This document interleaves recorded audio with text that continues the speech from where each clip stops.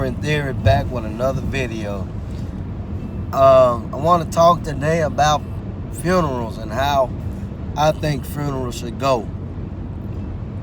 You wonder, some people, they die and then they get put in a a preacher has to be put in a situation to lie or to try to preach on a situation that they do not know. But I think funerals should go like this. If a person wasn't in the church and the church and the pastor does not know anything about the person, I feel that the whole 2 hours of the funeral should be reminiscing and speaking about, let the people that actually know the person who died, let them speak about it. So now it gives a preacher a way to stop with that. Everybody don't want to hear that. It's time to be saved. It's time to be. They're grieving over the person that they lost. Even if this person was a bad person, he was good to somebody. We can view people that died any way we wanted to.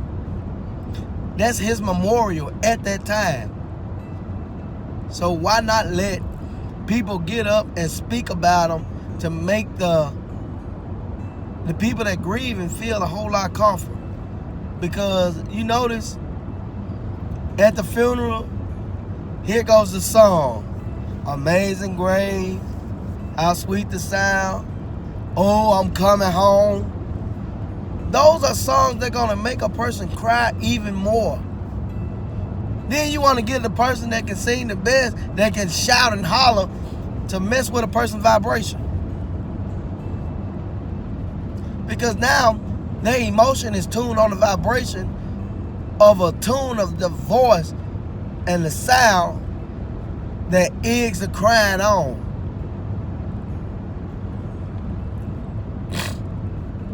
I don't understand it. So therefore, I came up with an idea. Excuse me. I came up with an idea just like this. Why won't they let numerous of people? So you have an hour and a half for people to just get up and express themselves on the memories of the person that died. Now that'll be the best funeral ever, and it'll be a whole lot of people that won't be crying but enlighten of the person that died. You get it? I mean, because if I was to pass and I told my wife, I said, I don't want no pastor lying about, I knew him as this here. I want the people that actually knew the Centurion Theory, actually had a relationship with me to speak. Because I help a lot of people over the years. And for these people to be able to get up at a funeral and speak about who you are and what you've done for them, I feel the funeral will go better. And people will get a whole lot more rejoicing out of the home going of the person that passed.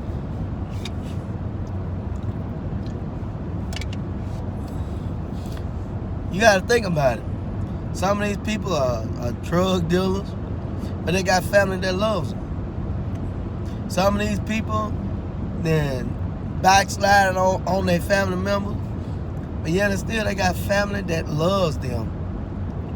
So how can one get up there and not let multiple people express themselves about that person, versus hearing a preacher for 45 minutes talking about scriptures of the Bible with no one really listening about it? He trying to preach a sermon at a funeral. Really, no one gets the message. No one getting the message, and that's the thing. A sermon at a funeral, only thing you was talking about is death, and all they see is a person's body laying up there dead that they loved and they cared about. That's something that you got to understand. People have to understand that.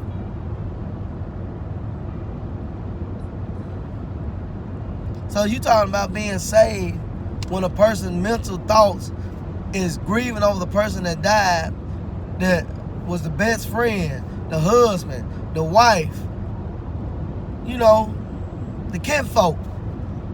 That's how we say it in the South, kinfolk. You feel me? But it would be a whole lot better if it went that way.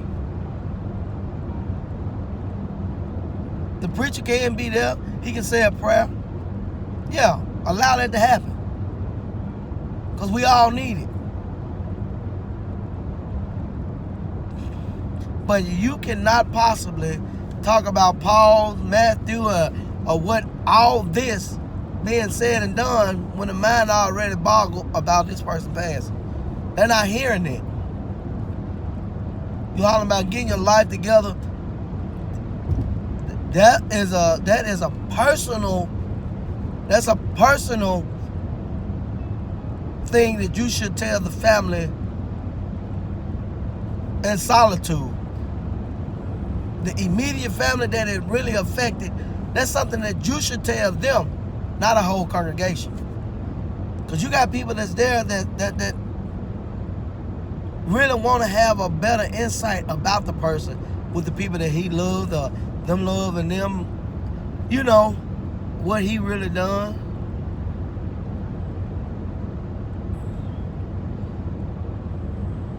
Because my wife's uncle was a great man.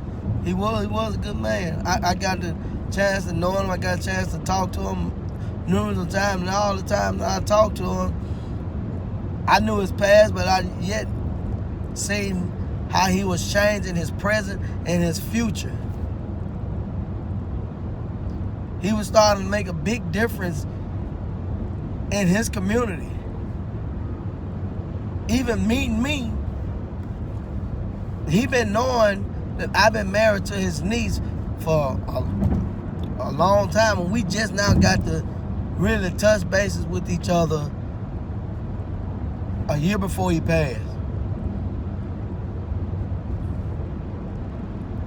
And the only thing he said, man, you a good man, and my niece, I know my niece well taken care of, because I know you're gonna do whatever it takes to make your family work. He said, I wish I could have had certain things and certain characteristics that you have at an earlier age, but you know, the streets call me.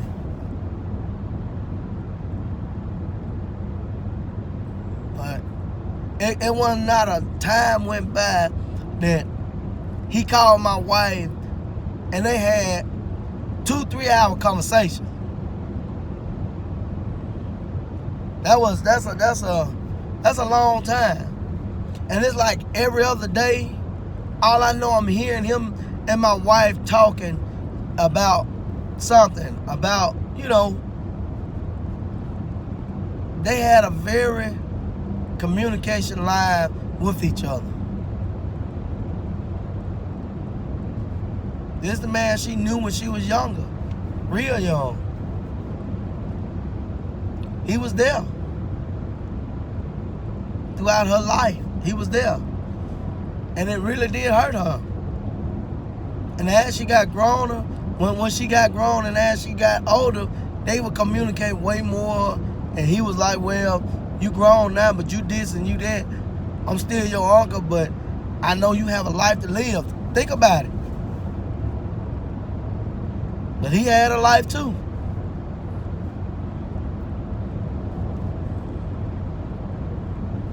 Because I'm thinking about when my mom passed over 14 years ago, I really didn't hear what the preacher said. Even though my mama was raised us up in that church, and he knew about my mom, but yet and still, I can't even remember right now what he was saying, because I was grieving over my mama passing. I was hurt because my mama is dead. So only thing I know that for me to know my mama, a year before she passed, I got to know who my mama really was.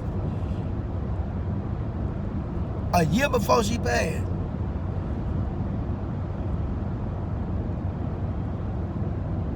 I got to sit down and I got to know the history of my mother and father.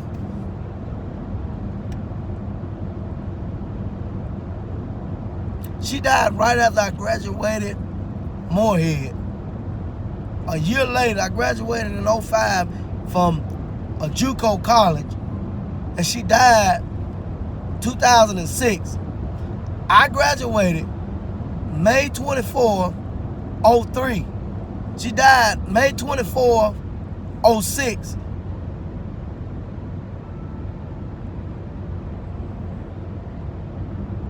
Now you think about it, that's why I'm using myself as an example. At a funeral, I did not understand what he was talking about because I was so lost that my mother, that I just now knew and had a brand new insight of life about, passed. And it was a whole lot still left to overcome. There was a whole lot I wanted to do with my mama. I told her that I was going to take her to Florida. I was going to let her experience what I experienced when I went there for my senior trip. I mean, I used to fill her head up with a lot of fantasies of what I was going to do, because I told her, I said, I'm going to be a millionaire. I'm going to buy you this way big house. Me and you going to be traveling. I was a mama's boy. But then to be hurt and taken away from, how you think that feels? So people, please start understanding about and rechanging this funeral thing. It's a traditional thing that we go through, but we need to start doing better about these funerals. We need to really start reflecting and let people express themselves way longer than some 3 minutes. You cut the preacher out, don't cut the people out of their remembrance of this person that they is not going to see no more but after you put them in the ground. Please, subscribe, like, leave a comment on something that you want me to talk about. Someone asked me about this at work, so I'm making this video now. So it's like, and then I knew my wife was actually going to a funeral today. So I made it just to understand, hey, sometimes on looking back in the future and reflecting, it is something worthwhile. But until the next vlog, please be blessed. Enjoy the video, like, please subscribe and bring more people to subscribe to my channel. I'll see you later.